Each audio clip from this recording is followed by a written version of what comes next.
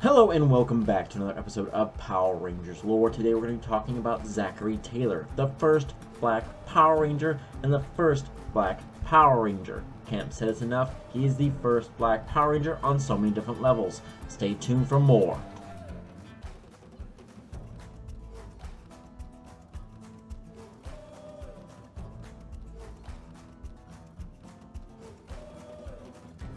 Now imagine yourself back in the 90s, which is hard for some of our generation of Power Ranger fans who have never actually ever seen the 90s and were born after 9/11.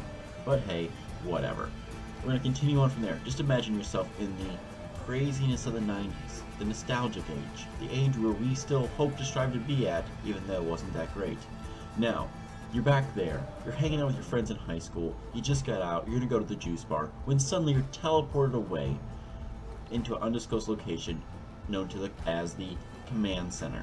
You get there and there's a floating head as well as a robot assistant there telling you one simple thing. You guys are the next generation of Power Rangers and you're going to save the world. How would you react? Well, for a few of the generation of Power Rangers there, you've got Zachary Taylor and Kimberly who go, whatever, you're just a floating head. Why do we should listen to you? You're just making things up. You're here to trick us. And they blow him off completely. Well, three of the others decide to listen and kind of take on his power coins and leave.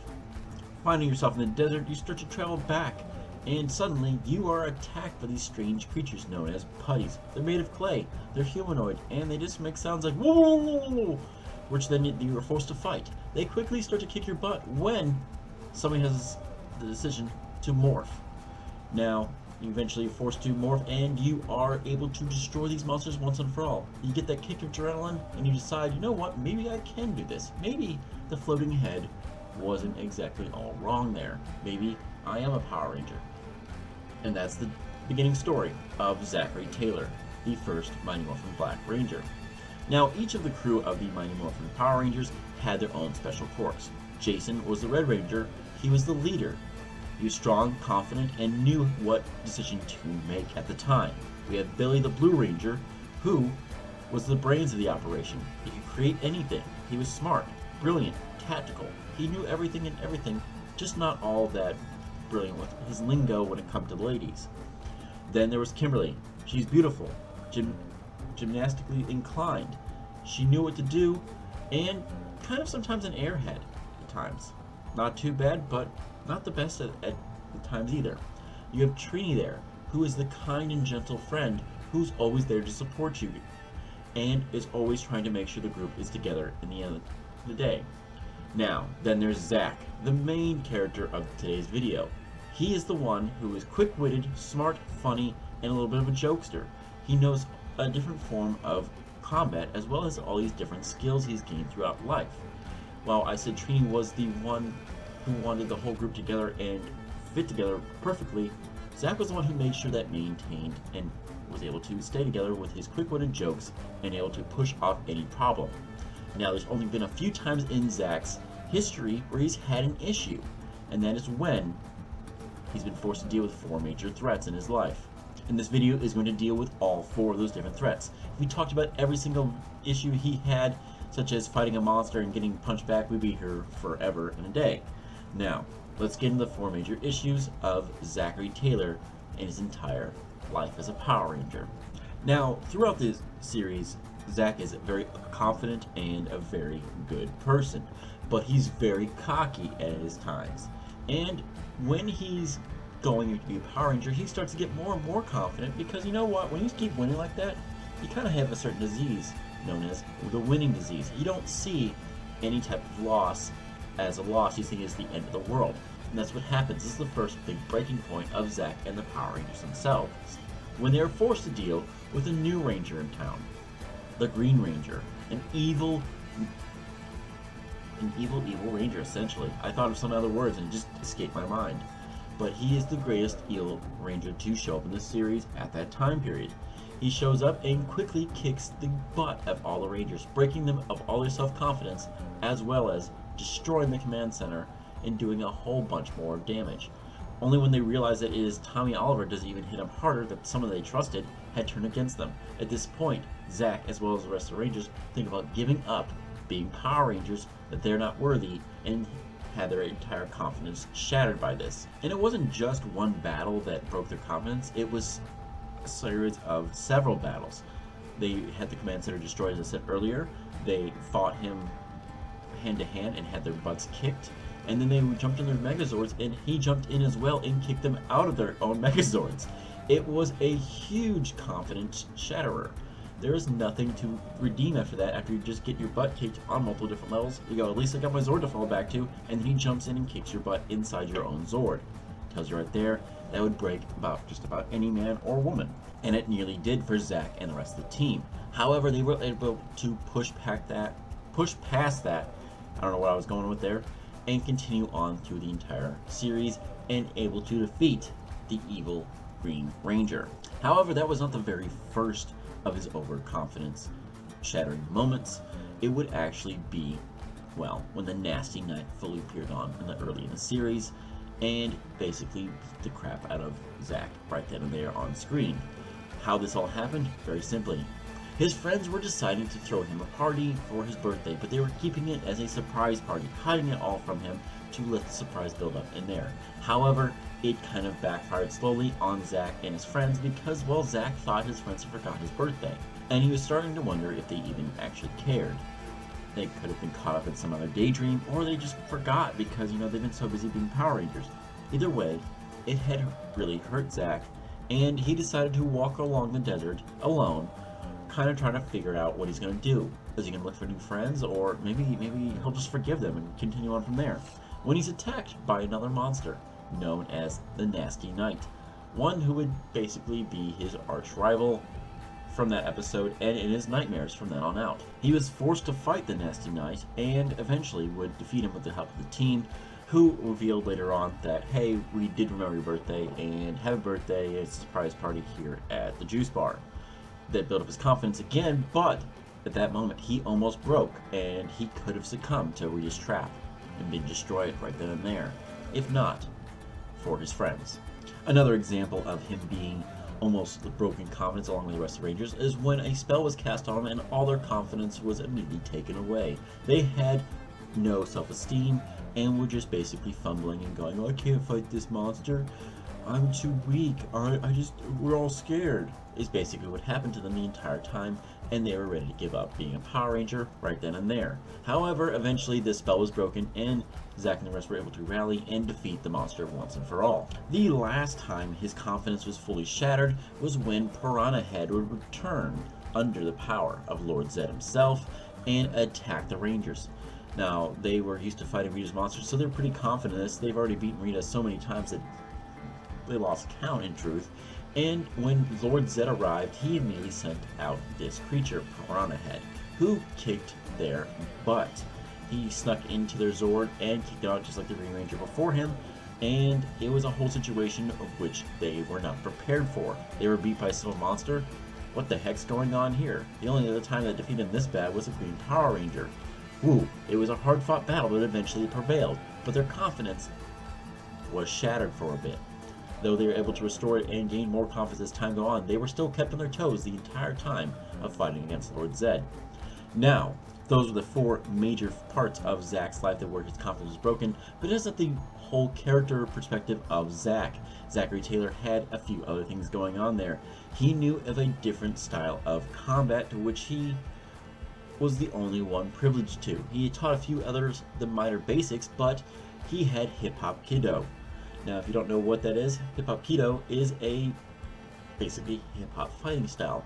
He's able to move, bounce, and dodge around that. Describes his entire personality of basically not being held down too long. He's always moving, always grooving, and keeps on letting it to his enemies here and there and that. And will use it several times against the putties themselves, and they are completely basically hypnotized by his own personal dance skills. And when he's not fighting or teaching his hip-hop Kido to his friends and a few other people, he is instead trying to flirt with the girls. His major flame was Angela, and Angela kind of blew him off for most of the series until eventually he was able to convince her to go on a date. Ended badly when a monster attack kept happening and he was forced to leave the date early over and over again, but eventually They got together after much forgiveness and him being basically a fool to prove that he did care about her and he wasn't just blowing her off. Now, as a major resource of the team, he is also there as the second in command, not just as a Power Ranger, but also as a part-time team leader at times. He would look and analyze several situations and go, hey, I know we have low resources, but if we transfer these here, we're able to defeat this monster. This happened on several different occasions against the Nasty Knight and several different other creatures that they did when they were down on their luck. He was able to power through and push back with his confidence to get the team going again. Now, his little second command is kind of pushed aside when Tommy would eventually join, but he keeps with his good friendship going on there. And as time would go on, he would eventually be good friends with just Tommy as well as Jason and the rest of the group. It would be actually Zack who was the one to give Tommy a confidence boost. Tommy was afraid to ask Kimberly out on a date, and Zack basically goes, what do you got to lose, buddy? She says, no, you're still friends, but hey, you got this. I believe in you. And eventually Tommy did ask, and he knew that it was going to work out in the end. And he was right. Good job on you, Zack. Now, Zack, Jason, and Tommy would all be sparring from that point on, constantly helping each other out, as well as when they're Power Rangers, as well as being in the juice bar as normal teens, and helping instruct in different levels of Jason's little karate academy thing going on there. I don't think it was ever official, but it's more just karate classes that he was helping teach people. Now, this is all getting them closer and closer as friends, and it was a good way of getting ready for the future of other future fights. However, this close friendship had another alternative. When Rita was eventually going to steal away the powers of the Green Ranger once and for all, well, things kind of went downhill from there for Tommy, and his confidence was starting to shatter. Well, Zack and Jason were able to help him out, and seeing there's no alternative in certain fights where the Green Ranger couldn't help out too much, he decided to give up his shield to Jason and Zack, the only two Rangers to ever receive the Dragon Shield around them. They used him to great effect in the battles to come, but only for an episode or two. But when they did show up, they definitely made the difference in a fight. It would be in Season 2 when we find another member of Zack's family, Curtis, show up and reveal that he is the cousin of Zack Taylor. Now, they both were very similar. They had very good musician skills, as well as, well, great dance moves. You can't beat those guys. It always hits the ladies. Now, Curtis was a red herring of a character, along with another character that had just shown up as well, Richie. They were both disguised as, basically, these guys could be the next White Ranger, or the next Power Ranger. Well, in truth, they were just red herrings, which means basically the distractions from the actual true Ranger, who's going to be Tommy Oliver. Well, eventually we'd go on, and these two would actually prove very interesting as, well, they would beat up a group of putties by themselves, unmorphed, no skills at all, on skates. That's his right there. Both were skilled, but Curtis, he definitely took the skills of Hip Hop Keto right from Zack right there and there. However, soon after this event, things would be, well, depending on how you look at it, Zack would be leaving the show.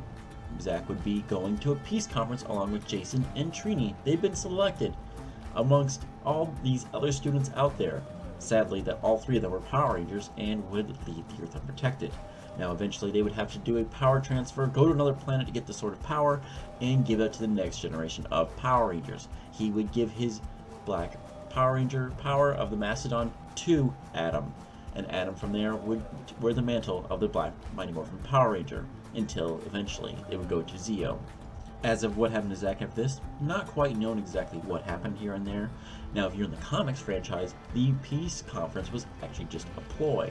Now, in Omega Rangers, he would become the first Omega Black Ranger in a very long time, along with Trini and, well, Jason himself. This three-squad team would be the new Omega Rangers who would fight against greater threats that the Mighty Morphin Power Rangers never actually ever faced. Led by an emissary of the Morphin Grid itself and the Morphin Masters, these three would eventually form a bond with another Ranger and eventually get betrayed by said Ranger. You have to go check out Omega Rangers themselves to figure out all that's going on there. It would be under the comic Power Rangers. Now, the team would never reveal to the fact that they were a new group of Power Rangers to their old friends until eventually they are forced to. when they have to take down Lord Zed once and for all and seal him away, or at least they think he's once and for all sealed away, as well as every other threat. They'd eventually have to deal with a new threat known as the Death Ranger, who was a new old threat in truth. He was originally an Omega Ranger who had gone dark. Very, very dark in truth. More like a necromancer levels of dark. And that's where we're currently at in the series of Power Rangers. I know in the future it seems like the Power Rangers series would end and the Omega Rangers might end with it, but we'll see what happens as time tells for Zack's character of what his future leads. Currently in this timeline also we have Zack and Trini forming a more and more special bond. They are forced to do things that probably wouldn't normally do as friends back on Earth, when they are forced to ally with another grave threat to the galaxy, none other than Lord Drakkon himself, as well as Ecliptor and Astronema on 7 different levels. Pretty impressive there. And then they're also recently just adopted a small girl known as Journey, who is originally a baby but has the power to age very, very quickly. So we'll see how that turns out for the Rangers themselves. Now Zack has returned once more in the legendary battle against the Armada that invaded Earth in the Super Mega Force, and was seen in the also had prophesized fight by Troy, but he never explained anything or anyone at all that he saw this vision, so that wasn't very helpful at all. But he did show up and did do good fighting against the forces of darkness at the time, and would also again show up in Beast Morphers, fighting with all the other generation of Power Rangers who had been of the Dino Age, essentially, going out there and fighting this new grave threat that was threatening to devour them all. Now that is the end story of Zack Taylor. Let me know how you like this video or not. Feel free to make it in the comments down below. I hope you guys did enjoy it, and well, I'll see you next time on another episode of Power Rangers Lore. May the power protect you always.